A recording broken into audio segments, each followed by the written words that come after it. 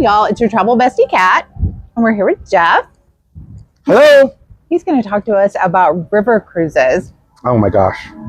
They are amazing. They're totally different than a ocean cruise. The first one I went on was down the Mississippi. We started in Memphis, and we actually went in a couple days earlier because I wanted to see Graceland. And so we did that, and then cruised down the Mississippi and stopped at fantastic little ports, I guess is what they call them, but very historic. Got to see where plantations used to be, but how things have changed over time, and how different landowners dealt with people even coming down the Mississippi trying to invade. I didn't think about that. One was very smart. He didn't really like slavery. He didn't really believe in it, but he had them. And so he gave his slaves the opportunity to buy portions of his land. And then it was theirs, but they didn't pay for it. He just gave it to them. And then once they were trying to be invaded by anybody else, France, the US, whoever was coming down the Mississippi, during those battles, they helped him because they were fighting for their own property as well as for his. Exactly. Which was genius. And I thought that guy was ahead of his time. And then we ended in New Orleans and spent a day or two in New Orleans eating every kind of seafood you can imagine. And that was just really fun to see the U.S. from a different perspective. And this was Viking? It was with Viking. Both of them were with Viking. So how are the ships in the U.S. versus the ships going down the Nile?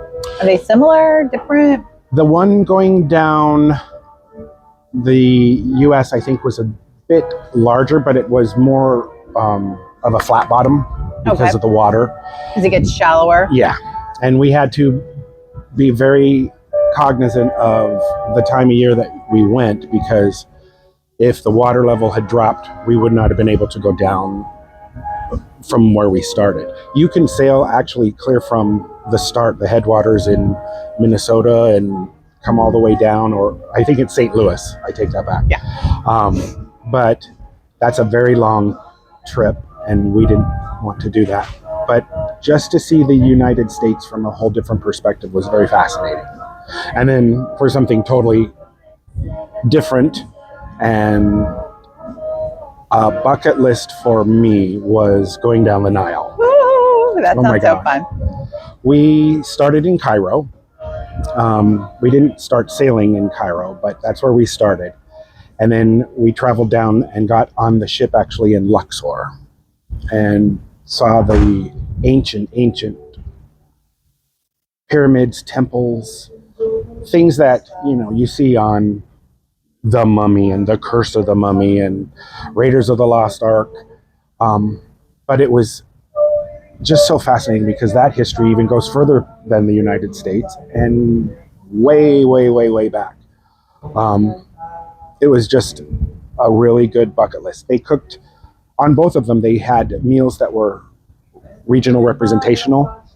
So it was very, very fascinating. I learned how to make falafel. Ooh, how fun. But I actually climbed in a tomb, all 6'5" of me crawling through this tunnel going into a tomb, and it just was undescribable, really. Just so fascinating. And seeing the colors that were still there thousands and thousands of years later because of the process that they went through to do all the things that they did. And a wax covering, an egg wash, a this, a that. And they were perfectionists ahead of their time. Yes. And we got to go all the way down to the Aswan Dam, and then we came back up.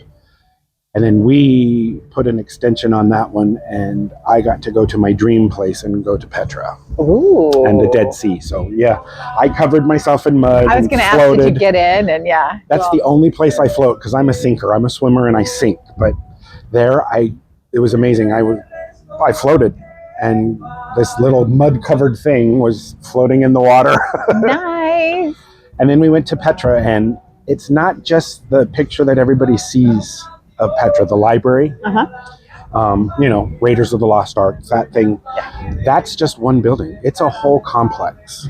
And the Nabateans were way ahead of their time, because they were the best water conservationists on the planet. They're in the middle of the desert.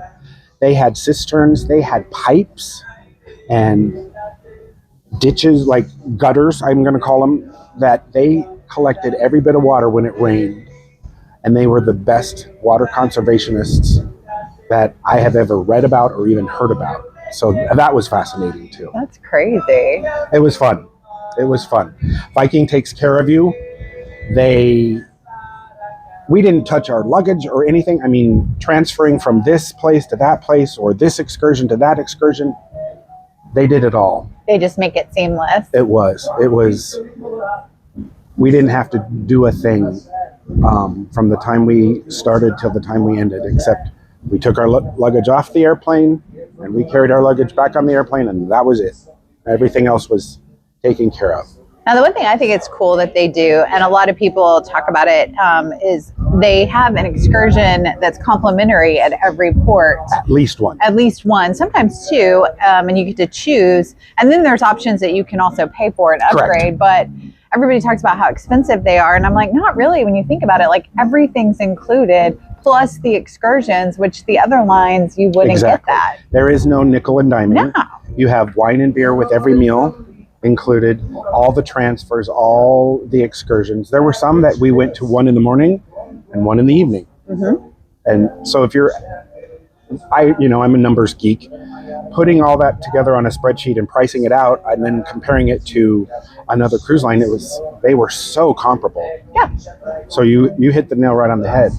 I think people forget that the price up front on some looks smaller, but then you've got to add on all the things. You're going to add on the Wi-Fi. You're going to add on the drink package. You're going to add on the excursions. You're going to add on a transfer. You're going to add on. And then, oh, wait a minute, I just spent more. Exactly. Yeah. Exactly. So you have to take that into consideration, because you just see the upfront price or the sticker price. Yeah. And you have to kind of dig down and drill down to Back see, is that really all I'm going to pay? Or do I need to, like you said, I want Wi-Fi for 3 days. Do I have to pay $69 a day for that, or whatever it comes out to? But it's very comparable. So we felt comfortable with that, knowing that everything that was included was not any more than anything else that we've done on any other cruises. So that's why the airfare, though, airfare is what it is. Now, they do offer to let you book the airfare with them, and sometimes I encourage people to just go ahead and do that, because they'll give you a locked-in price a lot of times. Exactly. And then when you go eyeballing it as you get closer to the date, like if you're booking in 27 or 28, it may have gone up a lot. Exactly. And you're already locked in for the price they gave you. And you can tell them how you like to sit. Like if you and your partner are traveling and you want to center in an aisle or 2 aisles, so you're side by side but across from each other, or you want a window in an aisle, or however you want to do it, you can tell them and they'll accommodate. They're really good about that. And I think because they're a big company, they can get a block or something with the airlines, because I compared the price that they offered at the time and they were actually cheaper. Mm-hmm. Yeah. So it's not out of this world. So if you want to do something on your bucket list, it's possible. It is possible. And Viking's a good way to go. What was your other favorite moment? I want to go back to the U.S. one, because I think a lot of people sleep on that one and don't even realize how much fun it is. What was your aha favorite moment? Do you have one that you can think of? There were a couple. One was going to one of the plantations and seeing the building and the whole area But a plantation is not just a house. They had a hospital. They had their own doctor. They had their own kitchen area. I mean, a huge smokehouse and things like that. But there were some preconceptions that I had, and they didn't match historic wise. But the other one was just the amount of greenery and the plant life. I loved it because I saw parts. I live in Arizona, so we're in a place where things bloom all year long, but it's a whole different. But it's not going to be life. like a magnolia tree or hibiscus. And to wake up in the morning and you open the window and you smell the magnolias there was one that had this wisteria and lilacs, and it was just amazing. And you don't have to get the primo top floor suite either, because the lower decks, I went down and looked at one of them, and they actually had more room than some of the ones that were up above. We were in just an average room. Do you have a balcony? We did, but we there didn't are really. Some rooms that don't have that. Right, that's you the lower deck. Yeah, the lower deck. But They that's do not have on a big all window. The ships. They have a big window, but yeah. And they had more room in there because of that. They didn't have the balcony, and it just seemed like they were even larger. Oh, okay. So if you have a lot of luggage and you need a lot of storage, that's the way to go. Because up on deck, there's lounges and places to sit and see and look out and everything. Even up on the top deck, there had, they called it an aquavit area. Okay. You can eat up there, or you can just sit and watch. And it was very cool with them too, because they had solar panels. Oh, nice. So they were helping their carbon footprint and keeping our world together and going without damaging the environment that they're traveling through. So I really like that. Now, how were the snacks on board? Not at meal times, because I'm a snacker. I like to go around and just you just saw me, I was eating ice cream, y'all. So I like to go around and get little snacky snacks during the day. Exactly. They had them all the time. They had coffee. I'm a coffee freak, so I went down and they had lattes available, cappuccinos available, 24/7. There was one night I was just excited about the next stop. Didn't sleep real well. I went down, grabbed a cookie, had a cup of coffee. It was fine. Yeah, coffee doesn't keep me up. But it was very, very fascinating. There was an incident where somebody needed some medical attention. Oh. They were on it in Egypt. And the staff were on it like nothing. There was even one of the experts that travel with you, because they have experts from the areas, even in the US and in Egypt, traveling with you. One of them went with her to the hospital so that she had a translator. And it was perfect. She came back on board and she was fine, finished the trip out, and it was amazing. They dealt with anything that came up. It was perfect. That's really good to hear. Did they have a spa on board either of the boats? No, they do have. I know some of the newer, bigger boats have fancy spas. They what do you call it? An infinity pool. Oh, okay. Edge. It was smaller. Granted, their ships aren't holding 2,000 people. No. Ours, I think, had 98. I was going to say it's like 150 max, Something right? like Something that. like that. Mm-hmm. But it was fun. We sat in it one day and just watched the scenery go by. And today's Easter. There was a day that I swear I could have saw the little basket floating down the Nile through the reeds. Moses. And that was the picture in my head of what it would look like. Right. And when I saw that, I was like, there it is. It was fascinating. That's so cool.